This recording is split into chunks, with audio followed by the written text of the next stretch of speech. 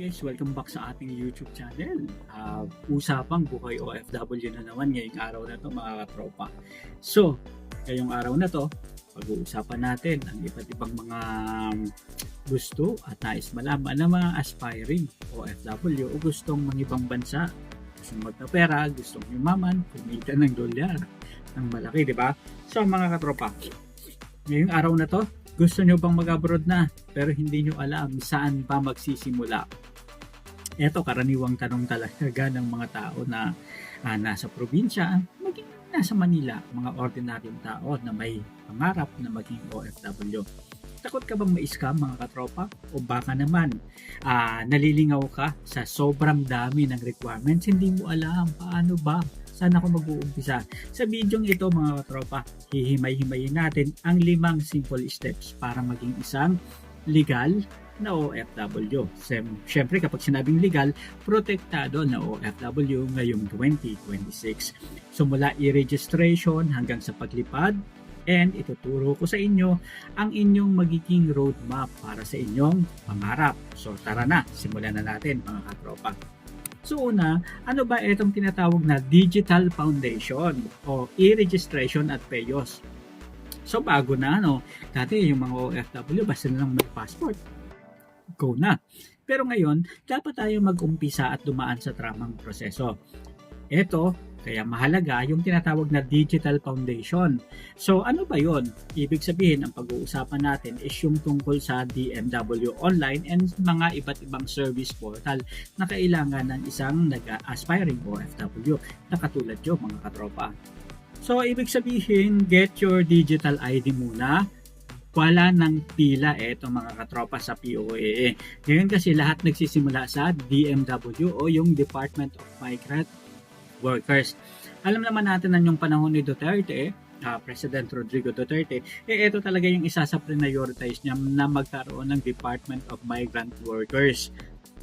And dito kukunin yung DMW e-registration. Mga katropa, libre ito.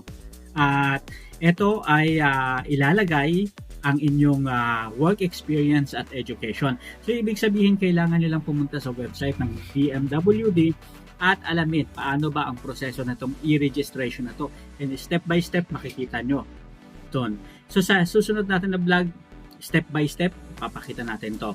Ang ikalawa na importante rin is yung kuha ng PEOS o yung tinatawag na Pre-Employment Orientation Seminar. Isa na kasi ito mga katropas sa mga online requirements. Huwag nyo ring ipapagawa sa iba. Ito, dahil dito nyo malalaman kung paano may iwasan ang number 1, illegal recruiter at syempre yung mga scams. Ito yung magiging kasangkapan nyo para maprotektahan kayo sa mga scammer. Ayan kasi alam naman natin kapag sinabing OFW, gustong maging OFW, syempre maraming mga nakapalibot yan ng mga mandarambong at saka nagtitake ng advantage dun sa mga nangangarap maging OFW. Kaya make sure mga katropa na kayo mismo yung umattend para at least malaman ninyo ano ba yung mga dapat yung iwasan, dapat yung malaman para maging isang ganap na OFW. At syempre dito nyo rin malalaman ano pa yung mararanasan ko, may experience ko na dapat kong pagandaan kung sakaling pumunta ako sa ibang bansa. Ayan. So, importante yun mga katropa. So, back to back na yon kapag nagpa-e-registered kayo sa DMW. Ayan. Ang ikalawa naman is finding a legal job. So, ano ba ang ibig sabihin nito? Syempre, saan ba hinahanap yung trabaho? Huwag basta-basta maniwala sa Facebook at sa TikTok, recruiter o sa mga direct hire na diretsong kumukontak sa inyo pero wala namang opisina. Pumunta sa Department of Migrant Workers website, DMWD, DSWD na iisip ko mga DMW o Department of Migrant Works website at i-check kung meron ba mga agency na whitelisted o blacklisted. Ibig sabihin nito kung blacklisted sila, wag na kayong mag-apply sa mga agency na yun dahil baka may mga kaso o baka may mga problema sa mga OFW na pinapadala nila sa ibang bansa. Ibig sabihin rin, yung mga whitelisted, sila yung mga may permit na maaaring magpadala ng mga tao na legal para magtrabaho sa ibang bansa. Yun ang mga agency na applyan nyo mga katropa. And tip rin, may mga agency na no placement fee policy. Tulad ng mga agency na nagpapadala ng mga trabahante sa Europe, ganun na rin mga katropa sa Australia and sa iba pang mga iba't iba pang mga bansa. So make sure lang na dapat alamin nyo may placement fee ba o wala pang placement fee, and kung may placement fee, magkano ba. So uso na ngayon mga katropa yung tinatawag na no placement fee. So kung kayo ay wala namang pera and at panggastos nyo lang talaga sa pag-aasikaso sa pag-apply, so manap na kayo yung no placement fee kung may available na job proposal para sa skills ninyo mga katropa.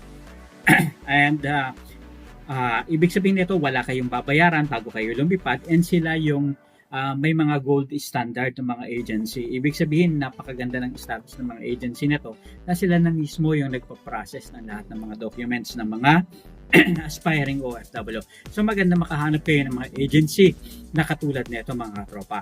And isa pa is yung document checklist and yung medical. Ibig sabihin lang neto, ang mga papeles, unahin ang passport mga katropa. At least 2 years validity is the best at NBI clearance for abroad. Ibig sabihin, kapag nag-process kayo ng passport, make sure na yung passport nyo is valid 2 years and longer. Kasi ngayon 10 years na yung passport, di ba? Kung 6 months na lang yung passport nyo, wag naman mga katropa. Kasi sayang yung pag-a-apply ninyo. Pag mamaya tatakan yan at biglang ma-expire, sayang naman yung visa, di ba?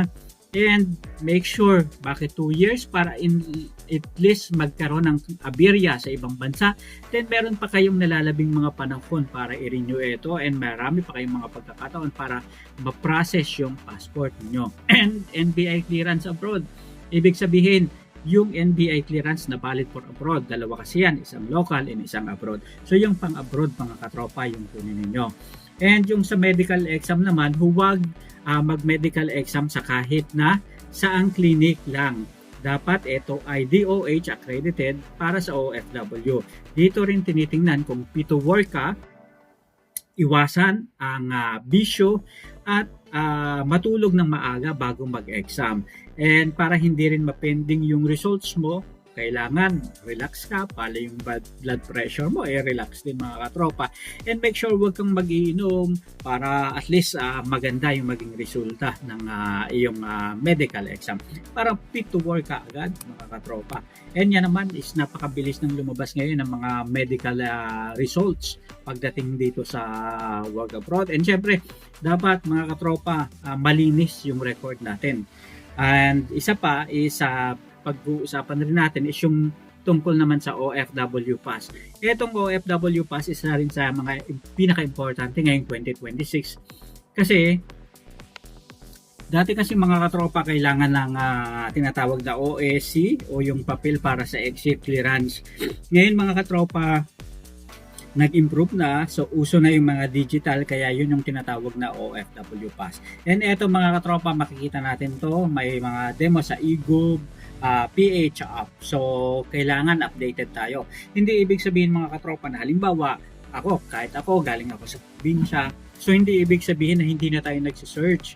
Kailangan mapagmatyag and nagsisearch tayo mga katropa para at least alam natin yung pasikot-sikot ng proseso. And magtanong tayo dun sa mga iba nating kakilala na may karanasan na at kakayahan na o nakapag-abroad na para mas maging mabilis yung pagpoproseso natin ng mga documents natin at iba pang mga kailangan. Kasi baka mamaya masorpresa na lang tayo, hindi natin alam, bigla na lang tayong bulagain, kulang pala yung mga documents natin. Sayang lang yung paghihirap natin mga katropa.